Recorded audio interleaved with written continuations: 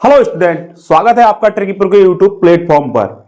आज की इस वीडियो में हम बात करेंगे कि आप 50 दिनों में कैसे अपनी परीक्षा की तैयारी को बेहतर बना सकते हैं और परीक्षा में अच्छे अंक प्राप्त कर सकते हैं। इस वीडियो में मैं आपको 6 ऐसे पॉइंटों के बारे में बताने वाला हूं जो आपको परीक्षा में 95% अंक प्राप्त करने में आपकी मदद करेंगे। तो आइए लक्ष्य की ओर अग्रसर होकर परीक्षा को आसान बनाएं। अगर इस वीडियो को लास्ट तक देख लिया आपने तो आपको 95% अंक लाने से कोई नहीं रोक सकता। तो आइए वीडियो को शुरू करते हैं। जैसा कि पहला पॉइंट है, वास्तविक स्थिति का आकलन करें। तो वास्तविक स्थिति का आकलन आप कैसे कर सकते हैं? इसके 3 मुख्य पॉइंट हैं। जैसे कि पहला पॉइंट है पिछले प्रयासों का विश्लेषण। अगर आपने पिछले कुछ प्रयासों को किया हुआ है तो आप उनका विश्लेषण करें। तो पिछले प्रयासों का विश्लेषण में क्या है कि पिछले प्रयासों में क्या गलतियां हुई, क्या विषय आपका कमजोर रहा, तो उस पर आपको क्या करना है, विचार विमर्श करना है, उसका गहन अध्ययन करना है। इसका सेकंड पॉइंट है कि सिलेबस और परीक्षा पैटर्न का गहन अध्ययन। आपको सुनिश्चित करना होगा कि आपकी पूरी तरह से सिलेबस से अवगत हैं या नहीं और परीक्षा पैटर्न को समझते हैं कि नहीं समझते हैं। अगर आप ऐसा करने में असमर्थ हैं तो आप इस चैनल से जुड़े रहें। इसमें आपको सारे के सारे परीक्षा के पैटर्न के आधारित जितने भी प्रश्न होंगे वो सारे के सारे कराए जाएंगे। तीसरा मोस्ट पॉइंट होता है इसका कि आप मॉक टेस्ट दें। मॉक टेस्ट का मतलब क्या होता है? देखिए, मॉक टेस्ट देने से आपका क्या होगा? मॉक टेस्ट देने से आपको आपकी वर्तमान स्थिति का आकलन हो सकता है। वर्तमान स्थिति का आकलन करने का मतलब है कि आप किस जगह पर हैं, आपको कितना सिलेबस तैयार हो रखा है। तो ऐसा करने से आपको पता लग जाएगा कि आपकी वास्तविक स्थिति क्या है, कि वास्तव में आप कहां पर हैं, आपका कितना सिलेबस तैयार हो रखा है, कितना सिलेबस आपका बाकी है और तैयार करने के लिए। दूसरा पॉइंट, मुख्य पॉइंट होता है समय प्रबंधन। समय प्रबंधन में क्या है, आपको दैनिक लक्ष्य निर्धारित करने हैं। यानी प्रतिदिन आपको एक लक्ष्य निर्धारित करना है कि इसको मुझे अचीव करना है।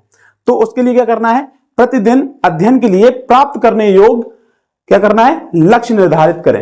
एक लक्ष्य निर्धारित कर लें कि इसको मुझे आज पूरा कंप्लीट करना है। जैसे कि मान लीजिए आप किसी सिलेबस को पढ़ रहे हैं, जैसे कि मान लीजिए किसी विषय को पढ़ रहे हैं, आप मैथ के कुछ क्वेश्चन को सॉल्व कर रहे हैं, तो आपको क्या करना है, एक चैप्टर का जैसे कि आपने मान लीजिए लक्ष्य बना लिया तो कि एक चैप्टर मुझे आज खत्म करना है। तो पूरी कोशिश करें कि आप वो उस चैप्टर को पूर्णतः खत्म करने की पूरा प्रयास कर लें। दूसरा होता है इसका महत्वपूर्ण बिंदु क्या है, समय सारणी बनाएं। समय सारणी से क्या होगा कि एक अनुसूची बनाएं जो आपकी दैनिक जीवन शैली और अध्ययन आवश्यकताओं के अनुरूप हो। यानी कि आपको पूरे दिन में क्या क्या करना है, उसके अनुसार आपको एक स्ट्रेटेजी बना लेनी होगी, जिससे कि आपको पता लगेगा कि इस समय मुझे ये चीज करनी होगी।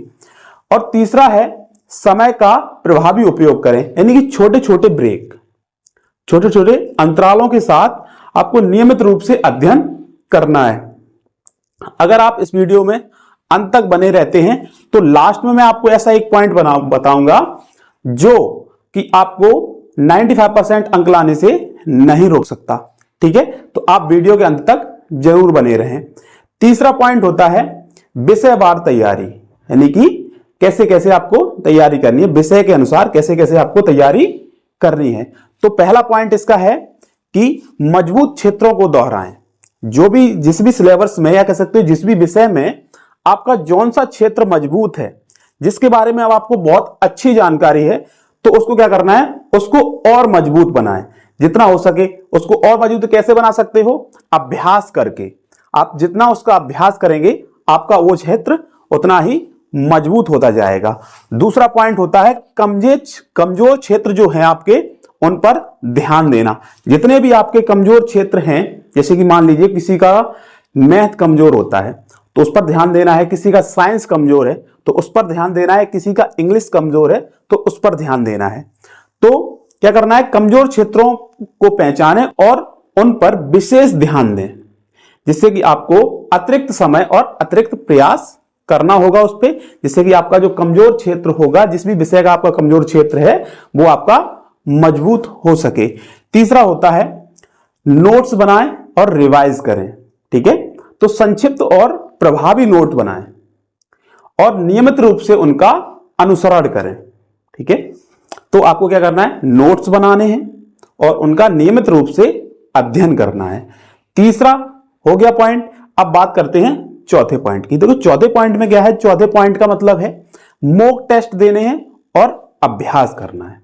तो मॉक टेस्ट आपको कहां से मिलेंगे? देखिए, अगर आपको मॉक टेस्ट नहीं मिलते हैं तो आपको करना है प्रीवियस ईयर क्वेश्चंस पेपर उठा लेने हैं, जितने भी आपको मिल सके उन सबको सॉल्व करना है। अनसॉल्व पेपर ले लेना है, मैथ के लिए अनसॉल्व पेपर ले लो, उनको सॉल्व करना है। और बहुत सारे आपको क्या करने हैं, प्रीवियस ईयर क्वेश्चन पेपर ले लेने हैं। आपके भाई हो, आपसे पहले जो हाई स्कूल कर चुके हैं या इंटर कर चुके हैं, उनके जो पेपर रखे हुए होंगे वो उनसे आप कलेक्ट कर लें और उनको क्या करें, सॉल्व करें।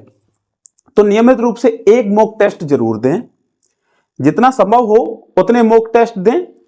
यह आपको परीक्षा की स्थिति से परिचित कराएगा और समय प्रबंधन में सुधार करेगा। ठीक है, तो पहला पॉइंट क्या है इसका?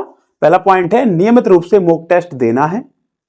ठीक, दूसरा है पिछले वर्षों के प्रश्न पत्र हल करने हैं। जैसा कि मैंने अभी आपको बताया कि प्रीवियस ईयर क्वेश्चन पेपर जितने भी आपको मिल सके उतने भी कलेक्ट कर लो, उनको हल करने की कोशिश करो और ज्यादा से ज्यादा हल सिर्फ उतने ही समय में हल करने की कोशिश करो जितना कि आपकी परीक्षा में आपको समय दिया जाता है।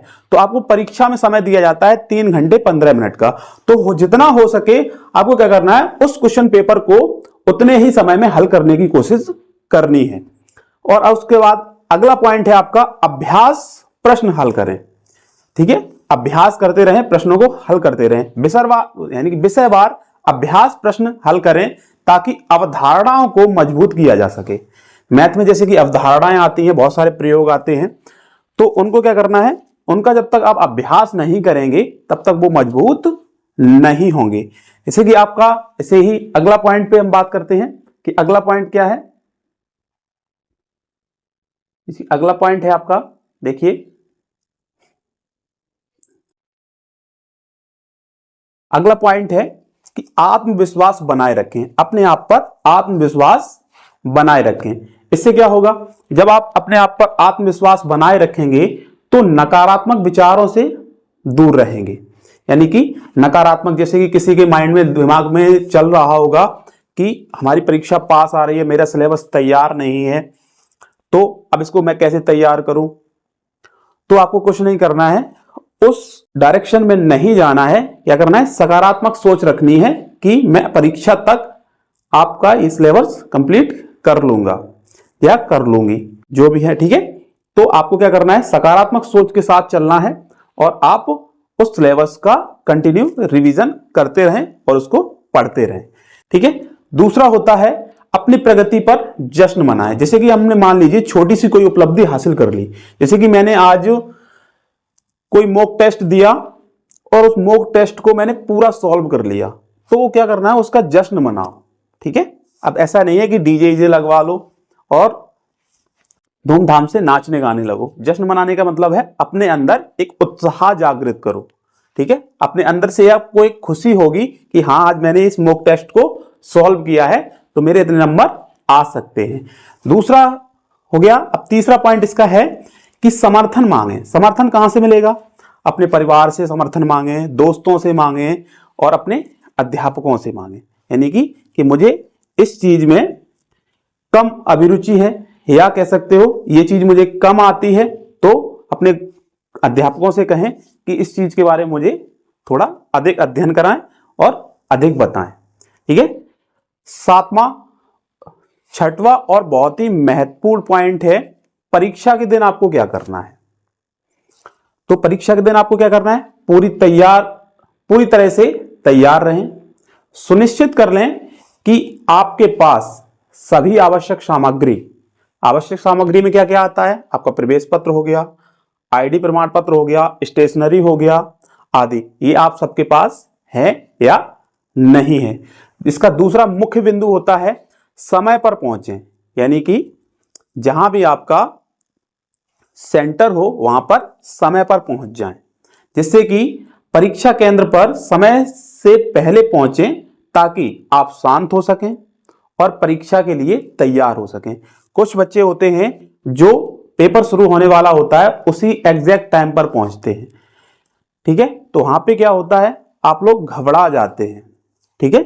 घबराहट के कारण आपका जो पेपर होता है तो वो किसी का आंसर सही आता हुआ भी गलत हो जाता है। तो आपको क्या करना है, कोशिश करनी है कि आप परीक्षा केंद्र पर 10-5 मिनट पेपर होने से पहले पहुंच जाएं, ताकि आपको रिलैक्स फील हो सके। आप रिलैक्स हो जाएं, उसके बाद परीक्षा केंद्र के अंदर जाएं और अपनी सीट पर बैठकर आसानी से पेपर को सॉल्व करें।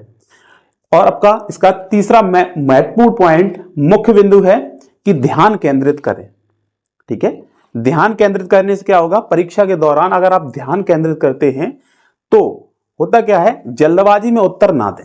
जल्दबाजी में उत्तर देने से क्या होगा, जल्दबाजी में अगर आप उत्तर देते हैं तो आपका आंसर, अगर आपको सही आंसर आ रहा होगा तो जल्दबाजी में क्या हो सकता है, वो आंसर आपको आप गलत भी करके आ सकते हो। तो ऐसा नहीं करना है, तो ध्यान केंद्रित रखना है और परीक्षा में बहुत ही जल्दबाजी नहीं करनी है, आसानी से सावधानी पूर्वक प्रश्नों को हल करना है। और लास्ट और महत्वपूर्ण पॉइंट, जैसा कि मैंने आपको बताया था कि वीडियो के अंत में आपको मैं एक ऐसा पॉइंट बताऊंगा जिससे कि आपके नंबर 95% से कम नहीं आएंगे। तो पहला है अनुशासन। अनुशासित रहें और अपनी अध्ययन योजना का पालन करें।